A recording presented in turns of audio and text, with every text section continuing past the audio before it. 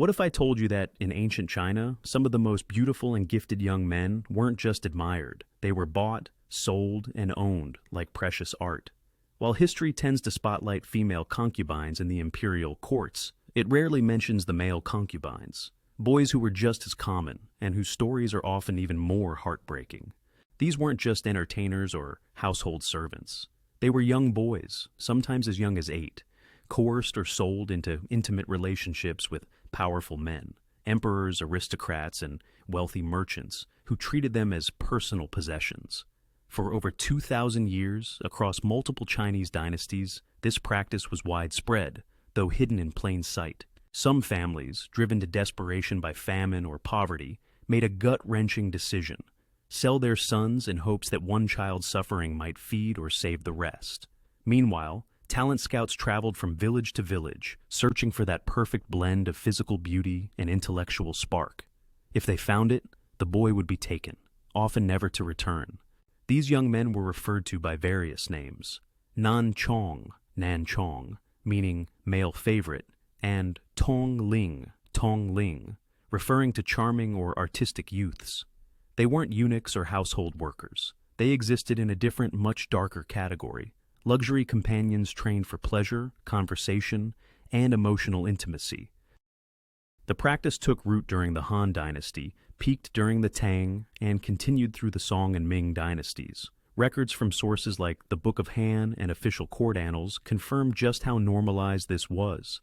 And the buyers weren't just royalty. Wealthy merchants, local officials, even monks participated in the trade. In fact, there were professional matchmakers whose entire business revolved around finding and selling these boys. Unlike their female counterparts, male concubines had no real path out. They couldn't marry into power, and they obviously couldn't bear children to cement their position. Their role was entirely performative and temporary. Their job was to entertain, charm, and remain eternally youthful.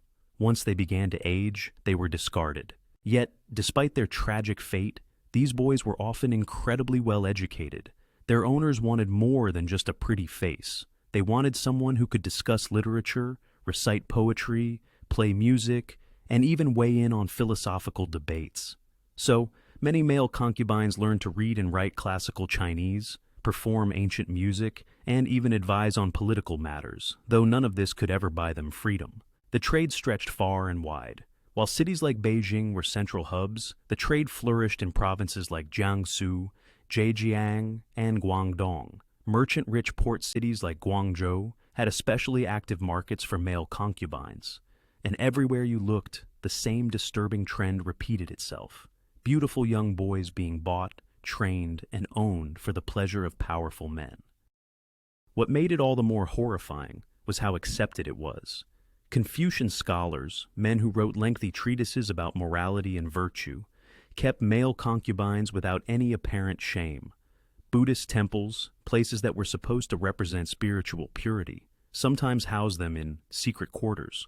It was a massive contradiction, but one that no one talked about. Most boys were between the ages of 8 and 16 when they were taken. By the time they reached their early 20s, they were considered too old. Imagine the psychological damage that comes with knowing your only value was your beauty, and that the moment it began to fade, your safety and survival would vanish with it. It all started with despair. Natural disasters, crop failures, or economic collapse would hit a region, and families had to choose: sell a son, or let the entire family starve. And because male concubines could command a much higher price than a female servant, sons were often the ones sacrificed. This is where the talent scouts came in, known as renya, or human teeth. These men were professional recruiters. They'd visit villages and scout boys with the ideal features: pale, unblemished skin, symmetrical faces, expressive eyes, slender but graceful frames. But it wasn't just about looks. They also tested the boys' intelligence, their voice, their ability to learn music or recite poetry. They were inspected like livestock. One Ming Dynasty writer, Zhang Dai, described how scouts would arrive during times of famine with silver coins and contracts. The contracts were written in formal Chinese that illiterate farmers couldn't understand. Most parents who signed them never saw their sons again. The contracts typically lasted 10 to 15 years. but in truth, many boys didn't survive that long. Once purchased, the boy's transformation began immediately. His hair was shaved. He was given a new name, something poetic like Golden Orchid or Autumn Moon. His clothes changed to soft silk robes. Everything about his past life was erased. Then came the training. It wasn't just about looks. These boys were put through a rigorous education. They learned classical Chinese literature, recited thousands of lines of poetry, practiced calligraphy daily. They were taught how to play instruments like the guqin or the pipa. Singing and dancing were mandatory. They were trained to massage, to serve tea, to entertain guests. Some were even taught basic accounting, anything to make them more useful. And then came the psychological conditioning. Trainers used a mix of rewards and brutal punishments to erase any sense of autonomy. They were taught that their value existed only in how well they pleased their masters. Homesickness, fear, or resistance was punished. Kindness was rare. The goal was to break them and rebuild them as perfect, obedient, beautiful companions. But not all survived. The mortality rate was horrifying. According to some records from the Tang dynasty, only 60% of the boys who were bought for this purpose survived to officially become concubines. The rest died from starvation, beatings, illness, or suicide. Their bodies were buried quietly, without markers. Their families never found out what happened. And for those who survived, their daily lives were no less grim. They woke before dawn, spent hours grooming, practiced their talents, lived every moment anticipating their master's needs. They weren't quite servants, not quite family. They were luxuries, like a jade vase or a rare painting. Their rooms were beautiful, but the doors were locked, their windows barred. They were prisoners in silk. Competition between them was fierce. In a single household, there might be multiple male concubines, all vying for their master's attention. Older concubines often became gatekeepers, taskmasters who bullied newcomers to maintain their own fragile status. Younger boys were hazed, humiliated, sometimes physically abused, all under the watchful eye of the household hierarchy. It was a brutal, relentless performance, every day. A male concubine's daily routine wasn't simply demanding, it was soul-crushing. Every task, from how they moved to how they spoke, was designed to reflect submission, elegance, and pleasure. They were expected to know their master's schedule better than anyone else. And because their survival depended on their favor, many of them developed an almost supernatural ability to read facial expressions, tone of voice, even the slightest gesture. Mornings often began with hours of quiet practice, reciting poetry, fine-tuning their calligraphy, or rehearsing musical pieces on the guqin or pipa. If the master had guests, the male concubine might be called to recite a verse, pour tea with ceremonial grace, or perform a melody. Always flawless, always enchanting. Afternoons were no easier. They might be summoned for conversation or used as decoration during business discussions, not unlike a living trophy. Others were tasked with preparing soothing massages or offering companionship during meals. Evenings, however, were the most emotionally and physically intense. They were often required to provide intimacy, entertainment, or both, depending on the master's desires. And every moment of that day, they had to compete. Compete for favor, compete for better food, better clothing, better treatment. If they slipped up, if they became boring, dull, or simply aged out, they were pushed aside like obsolete furniture. Meals became a measure of performance. A favored concubine dined on sweet rice cakes, roasted duck, seasonal fruits, and fine wines. One who had fallen out of grace might survive on cold rice and broth. If the master was displeased, even that could be withheld. Body weight was closely monitored. Maintaining a slender, youthful appearance was everything. Overeating or appearing tired could mean punishment, or worse, being replaced. Relationships within the household were complex and volatile. Sometimes male and female concubines allied in silence against abusive masters, sharing whispered stories and scraps of comfort in an otherwise hostile world. More often, though, jealousy and resentment flourished. Female concubines sometimes envied the male concubines for receiving more intellectual attention or even better education. Meanwhile, male concubines viewed women as rivals for security and affection. Even medical care wasn't guaranteed. If a concubine fell ill, it meant they couldn't perform. That made them expendable. Traditional Chinese medicine was often the only option, and it came with risks. Many remedies did more harm than good. Injuries from punishments or accidents were hidden, treated in secret to avoid shame. There were no official records of injuries or abuse. Everything had to be kept quiet to protect the master's reputation. And yet, somehow, among all the fear and control, the boys found fleeting moments of human connection.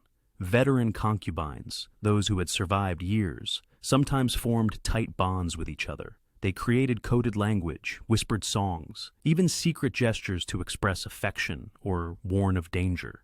These micro-relationships were often the only things that kept them going. Sometimes, they dreamed of escape. Plans were whispered in dark hallways or behind locked doors.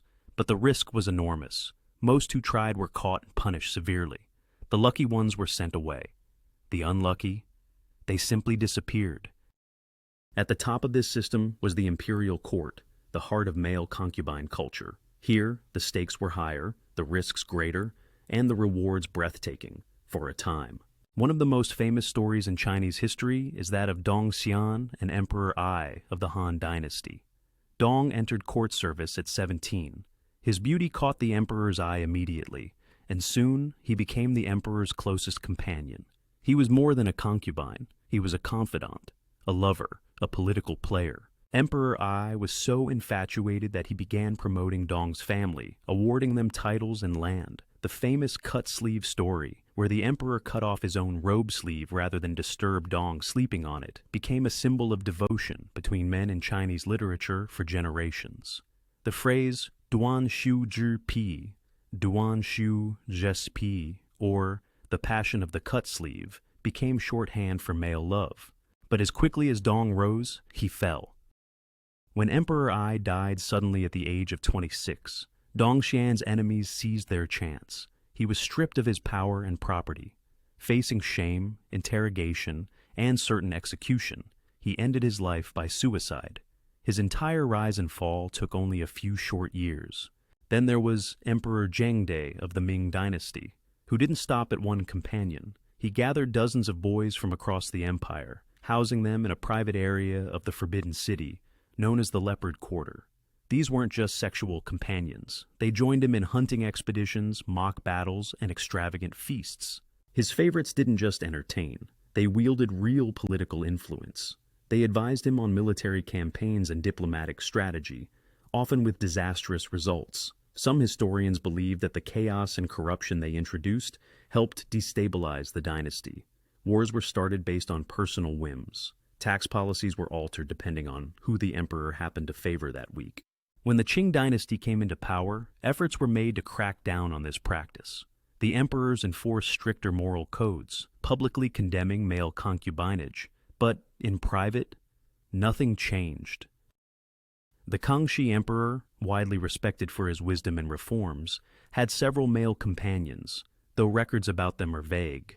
References were carefully worded to avoid scandal. Euphemisms like youthful attendants or scholarly favorites replaced the older, more explicit terms. And while male concubines in private homes lived in fear of being forgotten or thrown out, those in the palace faced a different kind of danger. Power bred enemies, and jealousy among other court officials or former favorites often led to tragic ends. Some were poisoned, others were accused of treason or witchcraft. Some were simply killed in staged accidents and buried outside the palace walls without names or markers. This was not affection, it was consumption. And as with all things consumed for pleasure, the end came when they lost their shine. There's a phrase in ancient Chinese literature that translates loosely to painted smiles on broken souls. It perfectly captures the inner life of many male concubines. On the outside, they were elegant, composed, smiling. Inside, most lived in a state of constant anxiety, caught between survival and self-erasure. The emotional toll was brutal. Day after day, they had to suppress their own identities, desires, and memories. Their entire existence was wrapped around the moods and whims of their owners. What we'd now recognize as trauma, panic attacks, depression, emotional numbness was their daily norm. Some became experts at manipulation just to stay safe. They learned how to flatter, how to twist their expressions into perfect masks, how to entertain while hiding their fear. They weaponized their own intelligence, sometimes playing favorites against each other, forming brief alliances with servants or even other concubines just to gain a momentary advantage. And what happened when they aged? For male concubines, youth was currency, and time was their enemy. By their early 20s, many began to show signs of exhaustion, hair thinning from stress, skin dull from poor diet and heavy makeup, smiles more brittle than sincere. The illusion cracked. Their decline was inevitable, and most of them knew it. Some masters, especially in wealthier homes, might offer a small payout or assign their former favorite to a minor role in the household, but more often they were quietly dismissed, too used to be sold again, too broken to start over. A few ended up as beggars, others took their own lives. Some households developed a more systematized approach. When a concubine was no longer pleasing, they were sent to live in a back building or another city, out of sight. The official story might be relocation or illness. The reality? Discarded. Substance abuse became a common escape. Wealthy households had access to opium, which was seen as a medicine and social stimulant at the time. For concubines, it was both relief and ruin. A hit of opium dulled the ache, emotional, physical, spiritual. But dependence came quickly, and once addicted, they became even easier to control. A concubine who had lost his beauty, his value, and his will, that was the final stage of the cycle. Suicides weren't uncommon. Some leapt from rooftops. Others slipped into ponds at night. Some quietly overdosed. But these deaths were never reported as what they were. To avoid scandal, masters claimed they had died of fever or illness, or sometimes didn't acknowledge the death at all. No funeral, no memorial, just silence. Beatings, too, were normalized. A kind master might only slap or strike a concubine once in a while. Others treated it like a daily ritual. There were no consequences. After all, these boys weren't people in the eyes of the law. They were property. And the worst part? Everyone knew, and no one stopped it. In wealthier homes, the abuse was hidden behind walls of silk and ceremony. In less affluent homes, it was more direct and obvious. Either way, there was no help coming. Some concubines, particularly those who had been in the system for years, tried to help newer boys survive. They whispered advice, how to behave, when to cry, how to survive punishment. Some shared food. Others taught them how to fake sleep or sickness. These acts of solidarity, though small, were among the only acts of humanity many of them ever experienced. There were a handful of rare exceptions, male concubines who, through luck or talent, escaped the cycle. Some were gifted at poetry or painting and caught the attention of scholars. Others used their connections to quietly transition into roles as musicians, actors, or teachers. A few even married, though they had to completely reinvent themselves, hiding their past to survive. These stories became legend. They were whispered among concubines like myths. Did you hear about the boy from Suzhou who became a court painter? There was one in Hangzhou. They say he became a tea merchant. Most weren't true, but they gave hope.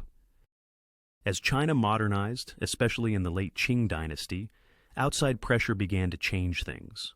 Western missionaries, appalled by what they saw, began writing detailed letters and reports about the concubine system. These writings made their way back to Europe and America, where they shocked audiences and created pressure on Chinese leaders to reform.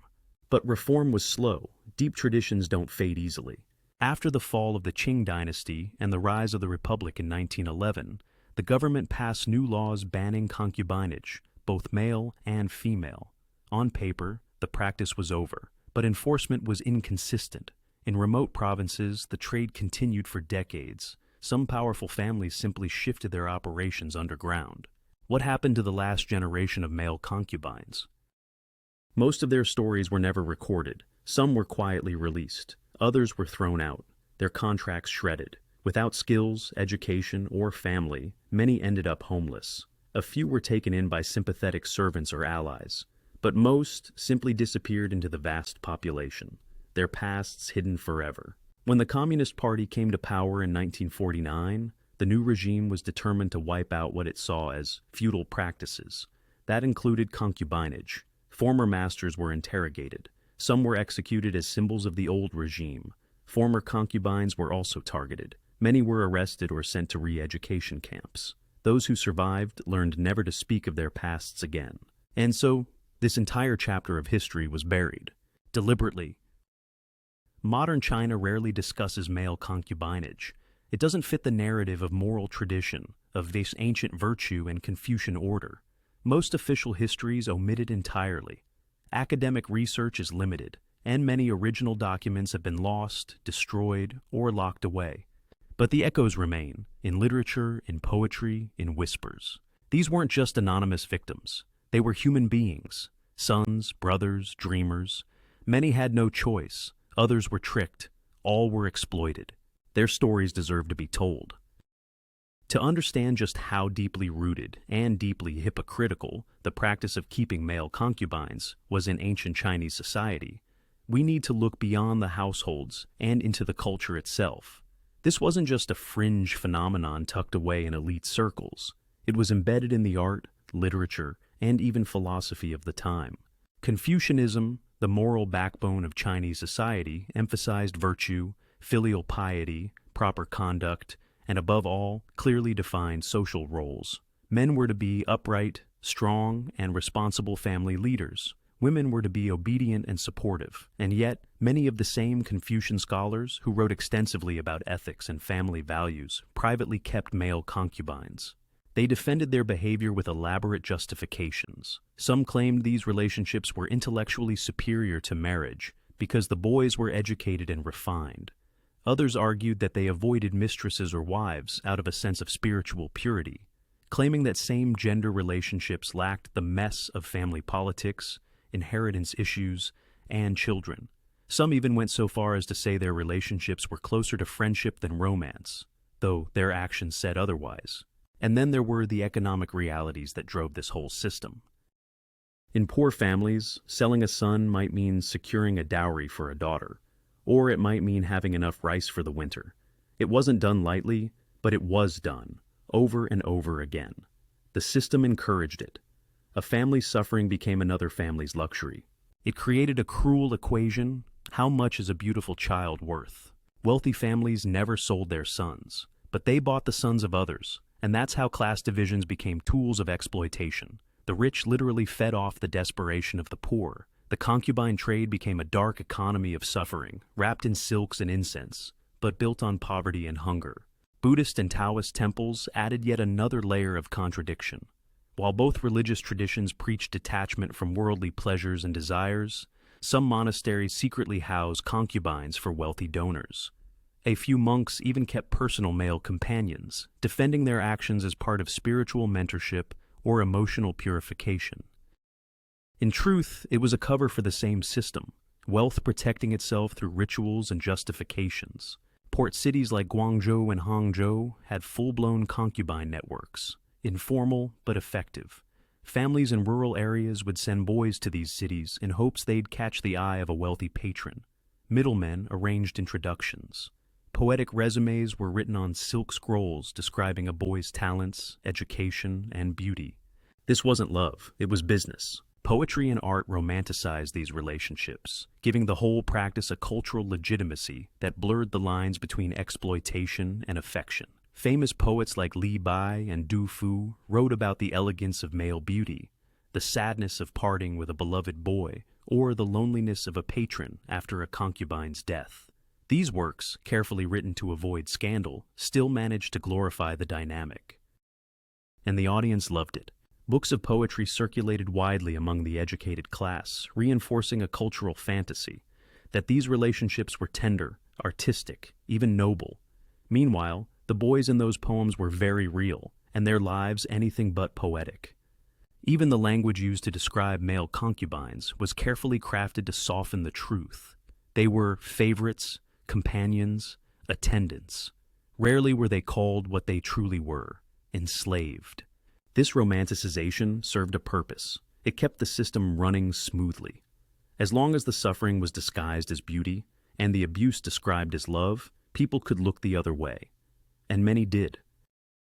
The reality, however, was relentless. Older concubines, no longer useful to their masters, often ended up as servants, entertainers, or simply cast aside. Their mental and physical health deteriorated rapidly. Many had no home to return to, no skills to fall back on, and no social support. They had been trained only to serve. Some tried to reinvent themselves, A former concubine might become a tutor, a calligraphy teacher, a musician. But these transitions required connections, literacy, and usually someone powerful to vouch for them, luxuries few possessed. More often, they ended up in poverty or obscurity, and because they had spent most of their lives hiding their pain behind practiced smiles and well-memorized poems, they had no way to truly express what they'd endured. There were no support systems, no charities, no rehabilitation programs. Society discarded them just as their owners had. The rare survivors who managed to escape or age out sometimes left behind memoirs, but most were anonymous. Their names were never recorded. Their identities were erased the moment they entered their master's household. This erasure was both literal and symbolic. In many cases, concubines weren't buried with family or given proper funerals. If they died under mysterious or shameful circumstances, their masters often denied knowing them. Their belongings were sold. Their rooms were emptied. Their memories faded within weeks. It was as if they had never existed. And that's perhaps the most tragic part. How easily society accepted their suffering as a normal part of elite life. How the most refined, educated, and spiritual members of society could rationalize the complete destruction of another human being for their own pleasure. It's important to remember that this wasn't an isolated practice. It existed for centuries. Entire dynasties rose and fell while young boys were being taken, trained, and ultimately broken in service to power. This wasn't a glitch in history. It was part of the system. When we look back at the grandeur of ancient Chinese civilization, the palaces, the poetry, the philosophy, it's easy to get swept up in admiration. But behind the jade statues and gold leaf paintings were real people who suffered in silence. Their pain funded the beauty. And it's only in uncovering their stories that we can begin to tell the truth about what those centuries of refinement really cost. By the early 20th century, as China stood on the brink of revolution, the world around it was changing fast. Western ideas of human rights, personal freedom, and gender roles began to enter the Chinese consciousness, and with them came questions, uncomfortable, necessary questions, about practices like concubinage, especially male concubinage. The 1911 Xinhai Revolution marked a turning point. The fall of the Qing dynasty brought the end of imperial rule and ushered in the Republic of China, a government eager to present itself as modern, progressive, and civilized by international standards. One of its first moves was to formally abolish the legal status of concubines, both male and female. On paper, this seemed like a step toward progress, but cultural norms don't vanish with legislation. In wealthier and more isolated regions, especially where the old aristocracy still held power, the practice of keeping male concubines didn't disappear. It simply went underground. Contracts were hidden. Arrangements were made verbally. Middlemen still operated, but more discreetly. The same silk robes and poetry lessons continued, just behind thicker curtains. Some masters tried to modernize the practice by claiming their concubines were servants or adopted sons. But everyone knew the truth. The last generation of male concubines existed in this shadowy period. They were raised in a collapsing world, where the old rules still applied, but the new ones hadn't yet arrived to protect them. Their masters were terrified of being exposed under the new regime, so many simply abandoned them. Imagine being a young man, trained your whole life to serve, obey, and entertain, suddenly released with no money, no skills, and no identity. You couldn't go home. You couldn't apply for a job. You couldn't tell anyone who you were or what you had been, so most didn't. Some starved to death. Others took their own lives. A few drifted into the fringes of cities, surviving as singers, masseurs, or sex workers. Some may have found legitimate work, but only if they were incredibly lucky, or if someone from their past decided to help them start over. And then, in 1949, came the communists. The communist victory ushered in a new wave of radical change. The People's Republic of China denounced feudal practices like concubinage as symbols of imperial decay. Mao Zedong's government launched campaigns to eradicate them, not just from law, but from memory. Male concubines, especially those associated with former elites, were targeted during early purges. Some were interrogated and forced to testify against their former masters. Others were labeled as counter-revolutionary elements and sent to labor camps.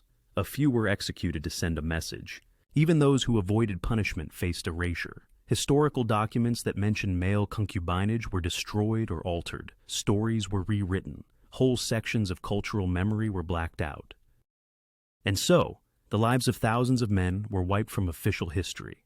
Today, in modern China, this subject remains taboo. While historians may openly study foot-binding, imperial harems, and the role of women in ancient China, male concubinage is rarely discussed in textbooks or popular media.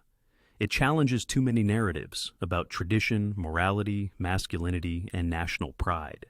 Yet, the legacy is still there, hiding in plain sight. In ancient poems that speak of jade-like boys and sleeves cut in love, in artworks that depict young men serving wine or playing music for older men, in architectural blueprints that include hidden quarters in imperial palaces, spaces never fully explained. And in the stories passed down orally, through families who know that somewhere, generations ago, a son disappeared and never returned. So, why does this history matter? Because the story of male concubines in ancient China is not just about sex or power or cruelty. It's about how entire societies can normalize human suffering when it benefits the powerful. It's about how culture, religion, and tradition can be used to justify exploitation. It's about how systems of beauty and refinement can be built on the backs of the voiceless. These young men were victims of a machine they never consented to enter. Many were sold by their parents. Others were tricked. All were taught that their value lay only in their appearance, their obedience, and their ability to please. They were treated as ornaments, not people, tools, not sons. And yet, in their resilience, in the secret bonds they formed with each other, in the poems they memorized, in the escape plans they whispered, they showed us something profound. Even in captivity, the human spirit searches for connection, for meaning, for hope. Some of these boys grew into men who defied their fate. They became artists, poets, merchants. They buried their pasts, changed their names, and lived new lives, but they never forgot. And through the faint traces they left behind, in memoirs, letters, and folk stories, we now remember them. And we should. Because to forget them is to let the system that broke them win. Their stories remind us that dignity is not granted by status or wealth or beauty. It's inherent. Every child, every person, deserves to be seen as fully human, not as a product, not as a possession, but as someone worthy of love, freedom, and safety. So the next time we marvel at the elegance of ancient China, the palaces, the poems, the polished traditions, we must also remember the hidden truths, the boys behind the painted fans, the young men behind the silk screens, the ones who smiled because they had no choice.